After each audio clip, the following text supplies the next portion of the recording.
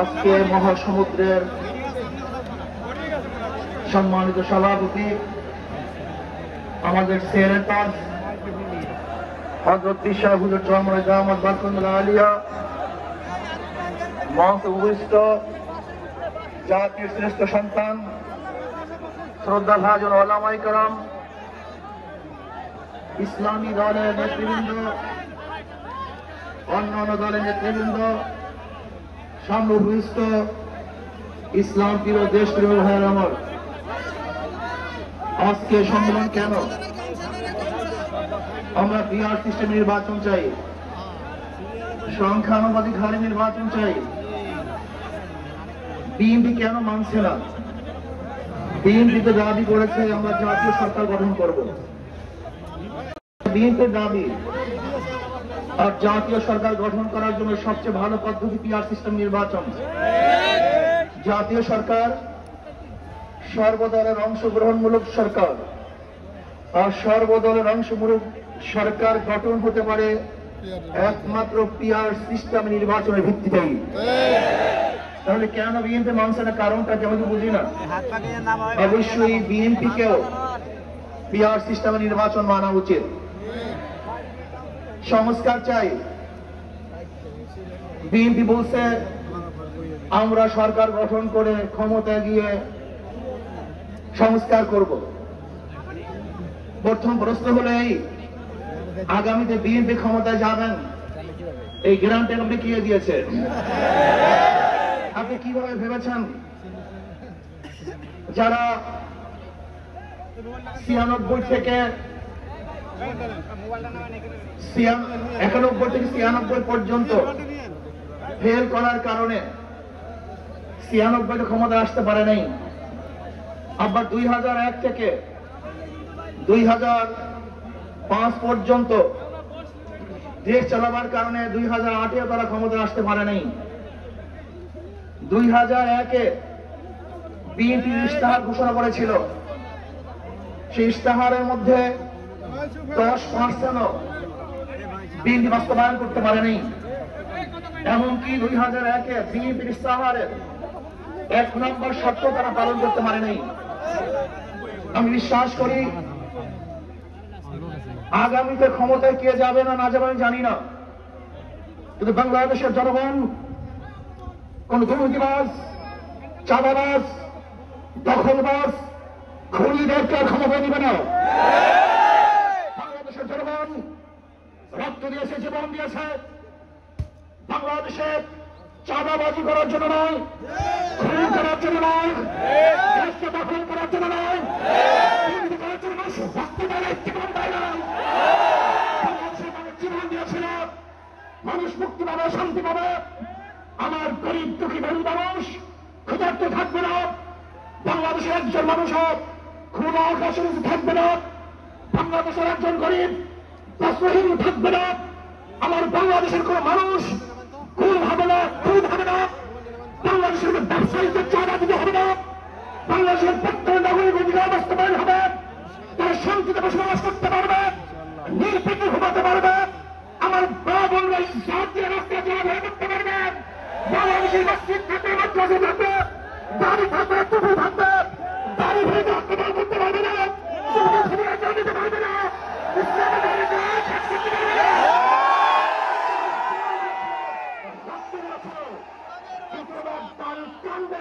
এই দৃশ্য দেখার জন্য মানুষ সক্রিয়তা নেই। মৌলবাদীর বিরুদ্ধে আন্দোলন তুলবে, মহিলাদের গাড়ি দিবে, আজকে টুপি দাঁড়িয়ে আমাদের ক্ষমতায় যেতে দেবে না, এই স্লোগান সবার জন্য মানুষ শক্তি দেয় নাই। এই দৃশ্য দেখার জন্য বুকের তাজা রক্ত জমিনে ঢেলে দিয়ে মানুষ শাহাদাত বরণ করে নাই। বাংলাদেশের মানুষ শাহাদাত বরণ করেছিল এই জাতিকে মুক্তি দেওয়ার জন্য, কোরআনের সুন্নাহর আইন বাস্তবায়ন করার জন্য। বাংলাদেশের মানুষ ওই ভারতের গোলামি করার জন্য রক্ত দেয় নাই। বাংলাদেশের মানুষ ভারত আমাদের দেশে কর্তৃত্ব নেতৃত্ব করবে, আমেরিকা আমাদের দেশে কর্তৃত্ব নেতৃত্ব করবে, এর জন্য বাংলাদেশের মানুষ জীবন দেয় না, রক্ত দেয় নাই। বাংলাদেশের মানুষ সাধন, তারা নিজেরা আইন প্রণয়ন করবে, নিজেরা সংসদ পরিচালিত করবে, তারা নিজেদের পায়ে দাঁড়াবে। বাংলাদেশের মানুষ জীবন দিতে পারে, কিন্তু কার গোলামি করতে পারে না। ভাইয়েরা আমার, আমি বিশ্বাস করি আজকে মঞ্চে যারা আছেন, যদি আমরা মুনাফিকি না করি,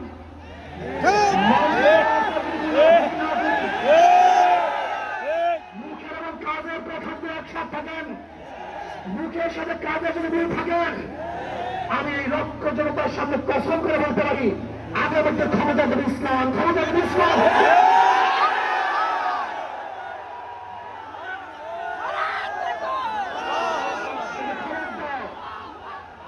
যদি মুনাফিকি করি তাহলে এদেশের মানুষ সচেতন হয়েছে, এদেশের মানুষ সব জ্ঞানী হয়ে গেছে। বিশ্বাস করবেন না, একজন রিক্সাওয়ালা, ঠেলাওয়ালা, কুলি মজদুরের বক্তব্য শুনলে আমরা আশ্চর্য হয়ে যাই বাংলাদেশের মানুষ কত সচেতন, তারা কত সচেতন হয়েছে।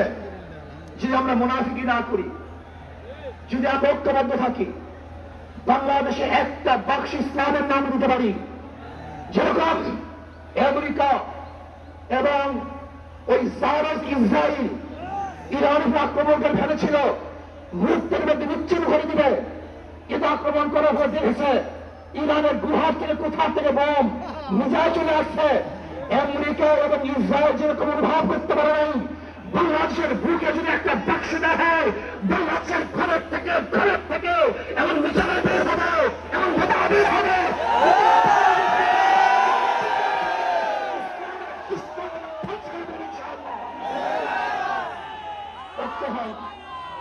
মুনাফিকি করবেন না, একসাথ হন, ঐক্যবদ্ধ হন, এইটা আমার মেসেজ থাকবে।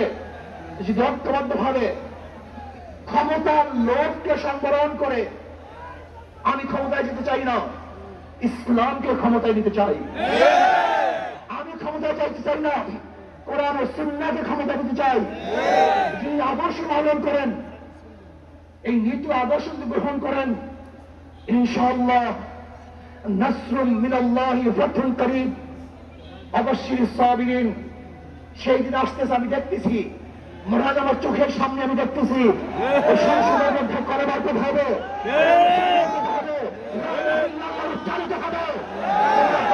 মানুষ শান্তিতে বসবাস করতে পারবে, জুলুম থাকবে না, অত্যাচার থাকবে না, অবিচার থাকবে না।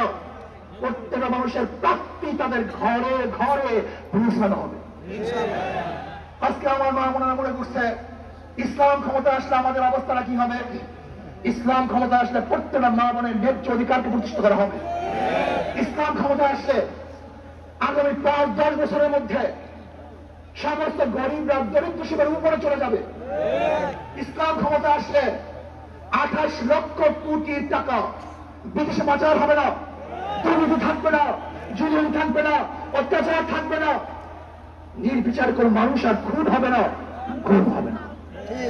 ইসলাম ক্ষমতা আসলে শ্রমিকদেরকে তাদের অধিকার আদায়ের জন্য রাস্তায় নামার কোন প্রয়োজন হবে না। ইসলাম ক্ষমতা আসলে কৃষক, শ্রমিক, মজদুররা তাদের অধিকারকে প্রতিষ্ঠিত করার জন্য ইসলামী সরকার তাদেরকে নিয়ে গভীর গঠন করে তাদের প্রাপ্তি তাদের কাছে পৌঁছে দেবে। আসুন ইসলাম হুকুমত কায়েম করার জন্য আমরা চেষ্টা করব। আজকে আমাদের এই জনসভায় যশোর থেকে আমার কিছু ভাই আসার সময় তারা এক্সিডেন্ট হয়ে শাহাদাত বরণ করেছে। আল্লাহ তাদেরকে জান্নাতুল ফেরদাউস দান করেন। আমার অনেক ভাইরা আহত অবস্থায় আছে, আল্লাহ পাক তাদেরকে সুস্থ করে দেন। আসুন আজকে জনসমুদ্রে আমরা আসছি, আমাদের টাকা নাই, পয়সা নাই, নিজের পয়সা দিয়ে এসছি, নিজের খানা খেয়েছি। এই জাতিকে, এই দলকে, এই কাফেলাকে গোটা দুনিয়ার কোন প্রশক্তি পরাজয় করতে পারবে না, থামিয়ে রাখতে পারবে না। অবশ্যই ইনশাআল্লাহ আমরা বিজয় হব। আল্লাহ আমাকে এবং সবাইকে ইসলাম হুকুমত কায়েম করার তৌফিক দান করেন। আমা আলাইনা ইল্লাল বালাগ। আসসালামু আলাইকুম ওয়া রাহমাতুল্লাহ।